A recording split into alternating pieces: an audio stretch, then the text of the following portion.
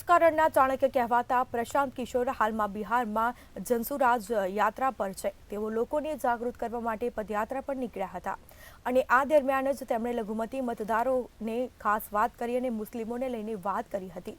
તેમણે આ દરમિયાન મુસ્લિમોને આજ સુધી તેમની રાજકીય સ્થિતિ કેવી રહી છે અને શું તેના કારણો રહ્યા છે તેનાથી વાકેફ કરાવવાનો પ્રયાસ કર્યો હતો। પ્રશાંત કિશોરે મુસ્લિમ મતદારોને ટાંકતા કહ્યું છે કે મુસ્લિમોએ એ જાણી લેવાની જરૂર છે કે તમારી દુર્દશા માટે ભાજપ કોંગ્રેસ જવાબદાર નથી। તમારી દુર્દશા માટે તમે પોતે જ જવાબદાર છો। તમે ખરેખર તો પયગંબર સાહેબ જે મૂળભૂત વાતો કહી હતી તેને ફોલો નથી કરી રહ્યા અને જેના લીધે તમે હેરાન થઈ રહ્યા છો। પયગંબર સાહેબે જે કહ્યું હતું કે જે કોમ તેમના રહેનુમાઓને ન સમજી શકે તેમના પર જુલમ કરનારા લીડરને બેસાડી દેવામાં આવે છે।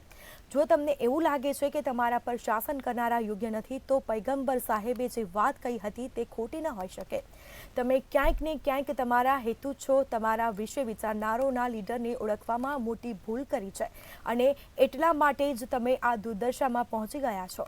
તેમણે કહ્યું છે કે તમારા ધર્મમાં જ બતાવાયું છે કે વગર મહેનતે અને તકલીફોને સામનો કર્યા વિના કંઈ પ્રાપ્ત નહીં કરી શકો અને આજે હું તમારા મોં પર બોલી રહ્યો છું કે તમે 5 વર્ષથી બેઠા છો, કોઈ મહેનત કરવા કે અવાજ ઉઠાવવા માંગતા નથી। તમને ચિંતા ઘણી છે પણ ચિંતન જરાય નથી।